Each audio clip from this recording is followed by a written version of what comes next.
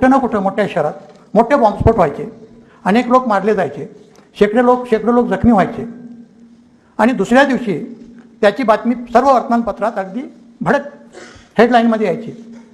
हे बातमी येणं काही फारसं मला आश्चर्य वाटत नव्हतं, कारण तो मोठे स्फोट होते, अतिरेकी हल्ला म्हणजे कृत्य होतं, हे येणं योग्य आहे. पण ज्या दिवशी ही बातमी येत होती, तुम्ही जर त्या वर्तमानपत्रांचं आत्ता तुम्हाला जुने वर्तमानपत्र काढून पाहिलं तर त्याच दिवशी IB आपली जी इंटेलिजन्स संघटना आहे, गुप्तचर संघटना, ती त्याच दिवशी हे कुठल्या संघटनेने केले हे सांगायचे आणि गव्हर्मेंट त्यांचा हवाला देऊन हे अमुक अमुक संघटनेने केले, सिमीने केले, इंडियन मुजाहिदीनने केले, ह्यात LETचा हात आहे, ह्यात अमुक मोहम्मद याचा हात आहे, अशा वेगवेगळ्या गोष्टी त्याच दिवशी यायच्या. त्याच्यानंतर 4 ते 8 दिवसानंतर प्रत्येक राज्यामध्ये ज्या अँटी टेररिझम स्क्वॉड्स आहेत त्याची वेगवेगळी नावं आहे. महाराष्ट्रामध्ये ATS म्हणतात, कुठं SIT म्हणतात, कुठं STF म्हणतात, कुठं स्पेशल सेल म्हणतात. तर ह्या ज्या एजन्सी प्रत्येक राज्यामध्ये आहेत त्या IBचे बगलबच्चे किंवा IBचे बाहुले, हात कसले बाहुले म्हणजे कठपुतल्या अशाच प्रकारच्या होत्या आणि ते IB त्यांना सांगायचं की यांनी केलेले आहे, तुम्ही या लोकांना अटक करा. हे लोक त्यांना अटक करायचे, ज्यांच्याविरुद्ध काहीही पुरावा नाही त्यांना अटक करायचे, त्यांच्या मुसक्या बांधून त्यांचे फोटो प्रसिद्ध व्हायचे आणि पुढे काही दिवसानंतर त्यांच्याविरुद्ध चार्जशीट जायचं. हे चार्जशीट कशाच्या जोरावर जायचं? फक्त त्या लोकांचे कबुली जबाब ते सुद्धा पोलिसावर समोर घेतलेले, कारण आता काही नवीन कायद्यात पोलिसासमोरचे जबाब ग्राह्य मानले जातात आणि त्यांच्या घरातून काही आक्षेपार्ह वस्तू जप्त केल्या हे दाखवून त्यांच्याविरुद्ध चार्जशीट पाठवायची. हा एक गुन्हा संपतो नाही तोपर्यंत दुसरा स्फोट व्हायचा, तेच सगळ्या गोष्टींची पुनरावृत्ती व्हायची. त्याच हेडिंग, त्याच संघटनांची नावं, काही मुसलमानांना अटक, त्यांची मुसक्या बांधून परेड, चार्जशीट. तर असं प्रत्येक 1-2 महिन्याला होत होतं आणि ही परिस्थिती 2008 पर्यंत चालू होती. त्यामुळं सर्वसामान्य जनतेच्या मनामध्ये असा एक संभ्रम निर्माण झाला होता किंवा अशी खात्री होत चालली होती की हे सगळे स्फोट मुस्लिमच करतात आणि संपूर्ण मुस्लिम समाजाबद्दल एक गैरसमज सगळ्या समाजामध्ये निर्माण झाला होता आणि तो आजही आहे. तो कुठंपर्यंत चालू राहिला? जोपर्यंत करकरे महाराष्ट्र ATSचे चीफ झाले नाही तोपर्यंत चालू झाला. करकरेंनी जून 2008मध्ये ATS प्रमुखपदाची सूत्र हाती घेतली. त्याच्यानंतर सप्टेंबरमध्ये मालेगावचा दुसरा स्फोट झाला. पहिला स्फोट 2006 साली झाला होता, त्यामध्ये 9 मुसलमानांना आत टाकलेलं होतं, ते अजून आतच होते. तर 2008मध्ये सप्टेंबरमध्ये दुसरा स्फोट झाला. नेहमीप्रमाणे IBने त्यांना आपले इनपुट्स ज्याला म्हणतात की बाबा अमुक अमुक संघटनांनी केलं, अमुक लोकांचा सहभाग आहे, त्यांना अटक करा. करकरे हा अत्यंत प्रामाणिक आणि एकनिष्ठ, आपल्या सर्व्हिसशी एकनिष्ठ, देशाशी एकनिष्ठ आणि अत्यंत प्रामाणिक असे अधिकारी होते. करकरेंनी म्हटलं की मला जोपर्यंत पुरावा मिळत नाही तोपर्यंत मी कुणाला अटक करणार नाही आणि त्यांनी खऱ्या अर्थाने तपास करायला सुरुवात केली आणि खऱ्या अर्थाने त्यांनी तपासाची सुरुवात जो स्फोट झाला होता त्या ठिकाणापासून केली आणि त्यांना त्यात मोटरसायकल मिळाली की ज्यावर स्फोटकं लादली होती. त्याचं निरीक्षण केलं असताना आणि त्याची तपासणी केली असताना ती प्रज्ञासिंग ठाकूर यांची होती असं दिसून आलं. त्यांनी पहिल्यांदा प्रज्ञासिंग ठाकूरला अटक केली. त्याच्यानंतर त्यांना इंट्रॉगेशन करताना त्यांनी इतरांची नावं सांगितली. त्याच्यानंतर लेफ्टनंट कर्नल पुरोहित, मेजर उपाध्याय, समीर कुलकर्णी, दयानंद पांडे अशा लोकांना 11 लोकांना अटक केली. पण ह्या 11 लोकांना अटक केल्यापेक्षा महत्त्वाचा बाब म्हणजे त्यांच्याकडे 3 लॅपटॉप मिळाले आणि त्या लॅपटॉपचं निरीक्षण केलं असताना करकरेंना असं दिसून आलं की 2003च्या दरम्यान अभिनव भारत नावाची एक संघटना तयार झाली होती आणि ती संघटना आर्यावर्त हिंदू राष्ट्र स्थापन करण्याचा त्यांचा मुख्य उद्देश होता आणि त्यासाठी ते देशभर मीटिंग घेत होते, त्यासाठी ते RDX गोळा करत होते, त्यासाठी ते लोकांना प्रशिक्षण देत होते आणि स्फोट करायला लावत होते आणि त्या स्फोटांची माहिती ब्राह्मण्यवादी संघटनांनी ज्यांना काबीज केलं ती IB ही संघटना खोटी देत होती आणि त्याच्यानंतर त्यांचा खोटा तपास केला जात होता. ही माहिती, ही परंपरा सुरू होती.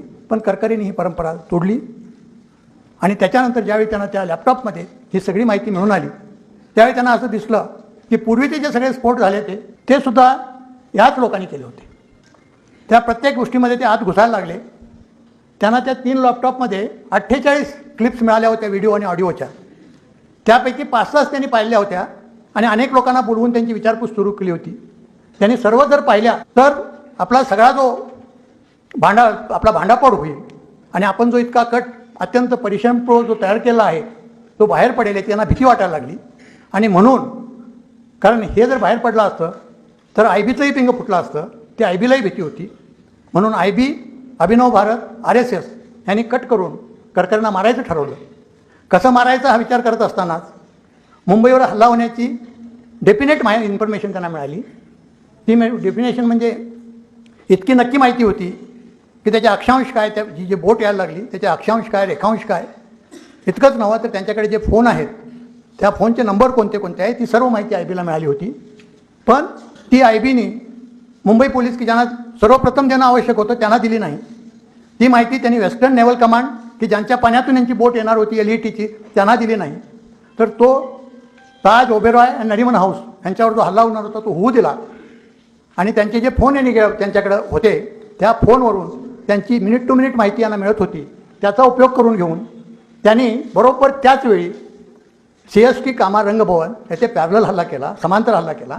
ह्या IB, मुंबई पोलीसचे काही अधिकारी आणि अभिनव भारत ह्या सर्वांनी मिळून हा समांतर हल्ला केला.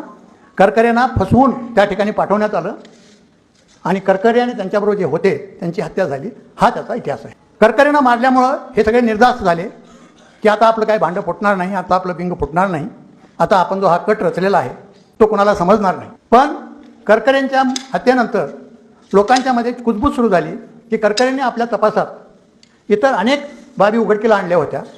पूर्वीचे जे स्फोटसुद्धा त्यांनीच केले होते, समझोता एक्सप्रेस म्हणा, अजमेर शरीफ, मक्का मशीद, मालेगाव 2006 ह्या त्यांनीच केले होते, अशी लोकांमध्ये कुजबूज सुरू झाली. आणि त्यामुळे जनतेने शासनावर असा दबाव आणला की या सर्व पूर्वीच्या स्फोटांची सुद्धा फेरचौकशी झाली पाहिजे.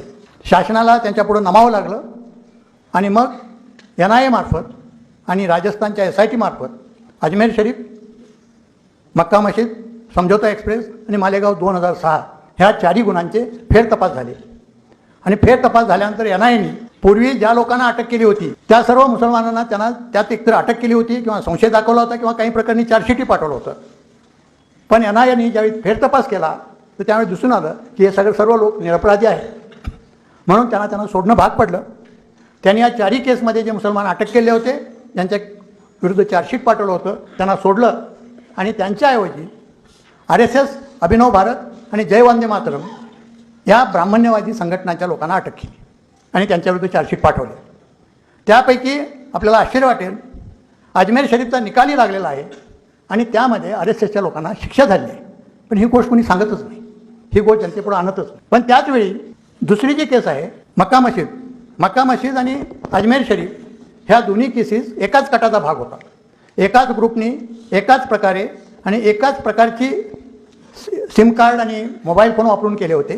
पण मक्का मशीदमध्ये मात्र त्यांना निर्दोष सोडण्यात आलं. त्या निर्दोष सोडण्यात काय चुका झाल्या हे मला वेळ मिळाला तर मी पुढच्या भागात सांगणार आहे. तर आता मी आपल्याला ज्या गोष्टी सांगितल्या त्या कशासंबंधीच्या आहे की ज्या करकरेंच्या हत्येनंतर लोकांमध्ये क्षोभ वाढला, त्यांची मागणी वाढली आणि म्हणून ज्या गुन्ह्यांचे फेरतपास झाले त्या 4 गुन्ह्यांची आपल्याला स्फोटांची माहिती समजली. मग मी काय विचार केला, हे जर असं असेल तर बाकीचे अनेक स्फोट झाले तर त्यांचा फेरतपास झालेला नाही. त्यांचा फेरतपास झालेला नाही, पण त्यामध्ये तपासामध्ये काही निष्पन्न झालं होतं का आणि तपासी अंमलदारांनी किंवा तपासी एजन्सीनी त्याचा पुढे तपास केला नाही अशी वस्तुस्थिती आहे का हे बघण्याचा मी प्रयत्न केला. पहिली केस घेतली मी जयपूरची. जयपूरच्या केसमध्ये 3-4 स्फोट जयपूरमध्ये एकाच वेळी झाले होते. त्यामध्ये असे साखळी स्फोट म्हणतात त्याला. त्यामध्ये एक स्फोट एक हवामहाल म्हणून आहे त्या ठिकाणी झाला होता.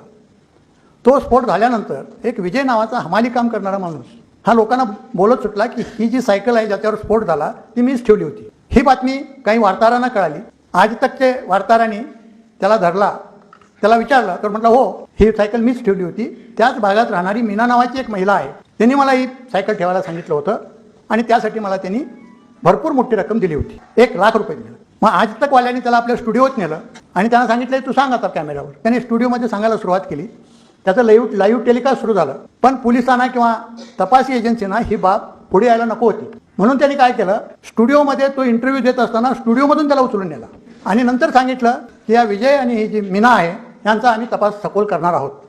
त्याचा तपास आजपर्यंत झाला नाही. ह्याच जयपूर केसमध्ये एक मधुकर मिश्रा नावाच्या ग्रस्तानी एक मेसेज वेगवेगळ्या मीडियाना गेला होता.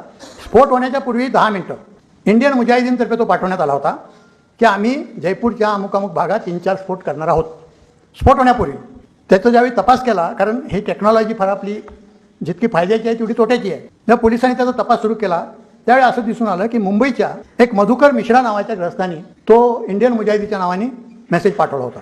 त्याला पोलिसांनी अटक केली, त्या मधुकर मिश्राला.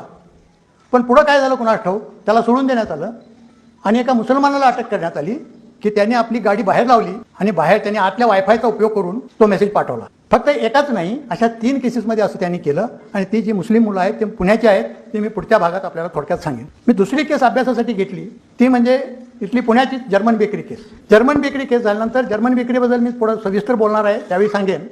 पण एक संशयाची सुई एकाकडे दाखवत असताना ऐनवेळी दिशा बदलून दुसरा तपास कसा केला जातो हे मी तुम्हाला सांगणार आहे. ज्यावेळी जर्मन बेकरीचा तपास होत होता त्याच्या आधी 1 वर्ष